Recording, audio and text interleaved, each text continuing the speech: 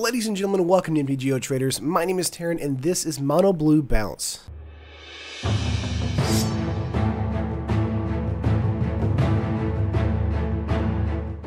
So last week when we were running our standard deck, we actually ran up against a deck that was like incredibly interesting against the Tezzeret Revolt deck. And that was Mono Blue Bounce, a deck we fought up against, bounced all of our non-land permanents, and then made us draw with Overwhelming Splendor until we basically decked ourselves. The deck was incredibly interesting, and I really wanted to rebuild it and see if I could for a deck today. And that is exactly what this is. But of course, before I get into it, make sure to like the video if you like the video, and subscribe to the channel. It helps us know you care and helps keep these videos rolling. Alright, let's get right into it. Right here we have 4 Perilous Voyage. A 2-mana instant, return target non-land permanent you don't control to its owner's hand. If its converted mana cost was 2 or less, scry 2. This is basically just our run-of-the-mill bounce spell. But of course, one of the best ways to deal with the Perilous Voyage here is if we have a card on the battlefield that is converted mana cost 2 or less, like a hidden stockpile or something like that, where we can actually kind of set up our next 2 draws with the scry. Next up here we have Supreme Will. This is a 3-mana instant. Choose one, counter target spell unless its controller pays 3, which is very useful for us in the mid to late game for those big bombs. And then of course, look at the top 4 cards of your library, put one of them into your hand, and the rest on the bottom of your library in any order. The secondary ability is great for us to be able to kind of sift through our deck for either more bounce spells or a primal amulet or something else to kind of like help us kind of facilitate the rest of the deck moving forward. Supreme Will is a very flexible card for us, and it's fantastic to be a 4 of here. Next up here we have River's Rebuke. We're moving up from 3 to 6 already. This is a 6-mana sorcery, 4 of here, return all non-land permanents target player controls to their owner's hand. This is a great way of getting around a Carnage Tyrant, since it does have hexproof, or any other creatures on the battlefield that have hexproof as well. And the reason is really simple, it's choosing target player instead of target creature. River's Rebuke is really frustrating, especially for a deck that likes to go wide with permanents on the battlefield, or tokens as well. So River's Rebuke can completely shut down strategies like that, and it's a wonder to see, honestly. Moving on, we have 4 Overflowing Insight. This is a 7-mana 4 of, target player draws 7 cards. So we can actually use this for ourselves, and it's quite good, or we can use it against our opponent to draw them until they deck themselves with a flipped Primal Amulet. Target player drawing 7, 14, 21, and so on is just insane. Moving on here, we have 4 Consigned to Oblivion. This is another 2-mana spell for us.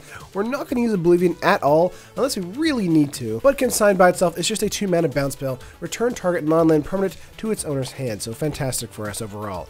And of course, Oblivion has sorcery with Aftermath. Target player discards 2 cards. Now with a Primal Amulet, we can use this and have our opponent discard 4 cards instead for 5 mana. Not too bad, but not exactly what we want to be doing in the deck. It's just here basically for a bounce spell, and kind of throw our opponent off track. Moving on here, we have Commit to Memory, a 4 of here again. This is a 4-mana, put target spell or non-land permanent on its owner's library, second from the top. And of course, Memory is 6-mana Aftermath. Each player shuffles his or her hand and graveyard into his or her library, then draws 7 cards. This is a great way for us to not deck ourselves, and also kind of make sure that our actual strategy is going to win overall against our opponent. Being able to stagger an opponent's draws is fantastic, and also being able to kind of like reshuffle our entire graveyard back into our deck to kind of reset what we're trying to do is also very good too.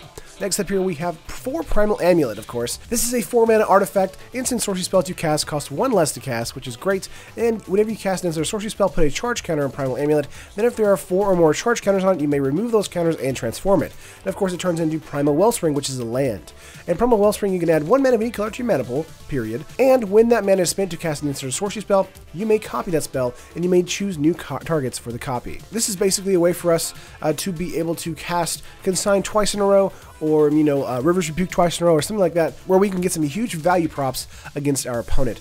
Overflowing Insight is actually the card that actually is going to be able to kill our opponent, thanks to them drawing 7 cards, or 14 cards, or 21, and so on. And having a Primal Wellspring out with a Primal Amulet actually helps flip a Primal Amulet even quicker too, which is awesome. Moving on here, we have 2 Metallurgic Summonings. This is our kind of like plan B, secondary win condition here. It's a 5-mana enchantment. Whenever you cast an instant or sorcery spell, create an XX colorless construct artifact creature token, where X is that spell's converted mana cost. And of course, pay 5 exile Metallurgic Summonings. Return all instant sorcery cards from your graveyard to your hand.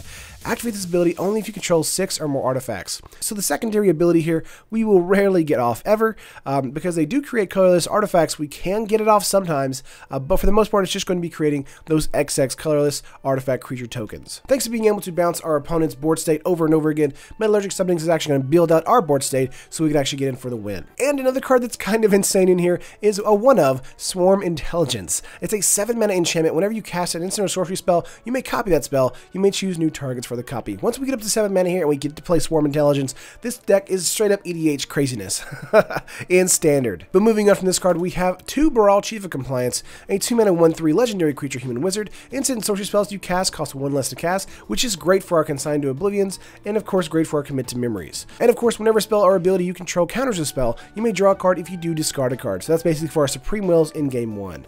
Next up here we have 4 Dovin Bond. This is a 4 mana 3 loyalty planeswalker, +1 until your next turn. Up to 1 target creature gets -3, -0, and its activated abilities can be activated.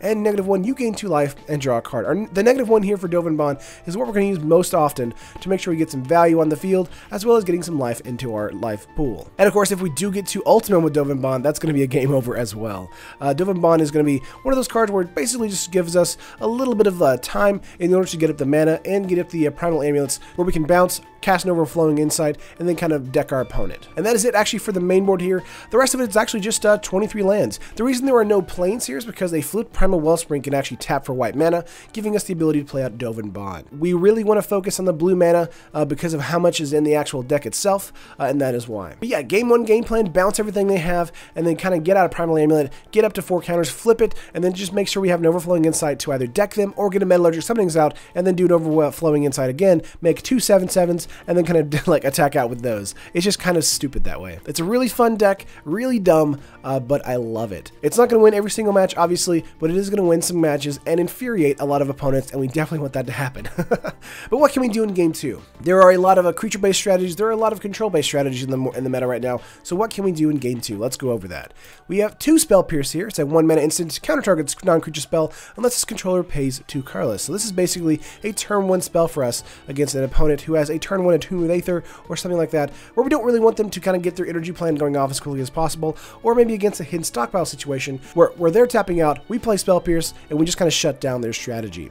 Next up here we have 3 more Unsummons. So basically we're just replacing like the Consigns or maybe the Perilous Voyage because of some more aggressive strategies in the meta, especially against archetypes like Ravenous Red, things like that. Next up here we have Essence Scatter. It's a 2 mana counter target creature spell. It's a 2 of here, and this is basically going to be bringing in against a Carnage Tyrant, anything that really, when it hits the battlefield, it's kind of game over and we can't interact with it that well. Anything with Hexproof, stuff like that. Bristling Hydra could be a way for this Essence Scatter to come in as well too, or Glorybringer as well. Next up here we have 2 Negate. This is going to help deal with any kind of Planeswalkers, any kind of hand hate, things like that we really don't want to deal with in game 2. Negate's going to come in for that. Next up here we have 4 Jace Cunning Castaway. Because we have a lot of bounce spells, Jace can actually come in here and just create infinite copies of himself, and then create a lot of 2/2s and then swing out for the win. So Jace Cunning Castaway is a fantastic way for us to kind of get a game-ending win there. Again, it's super janky, but that's kind of what this deck is all about. And the last 2 cards in the sideboard here are 2 of Baral's Expertise, a 5 mana sorcery. Return up to 3 target artifacts and/or creatures to their owner's hand, and you may cast a card with converted mana cost 4 or less from your hand without paying its mana cost. So basically, Baral's Expertise into a Primal Amulet. That's a good way to get out a Primal Amulet while also kind of bouncing some artifacts that we kind of can't really deal with if we are in the mid to late game. But that is the full 75, folks. On MTGO Traders is coming to about 30 tickets. This is straight up jank, straight up troll. This is basically a meme deck. Again, the deck is not going to be winning every single match possible. It's just going to be doing a little bit here and there, and then kind of infuriating some other opponents to make them scoop. Basically, the goal of the stream today is just to see how many players will scoop against us. But that is it, guys. Let me know what you think of the deck. Do you like it? Do you hate it? Do you have any suggestions for it? Please let me know in the comments below. Would love to hear your thoughts on it. This deck is super dumb and super fun. Would love to hear what you guys have to say for it. Of course, like the video if you like the video, and subscribe to the channel. I love you guys, and I'll see you in the next video.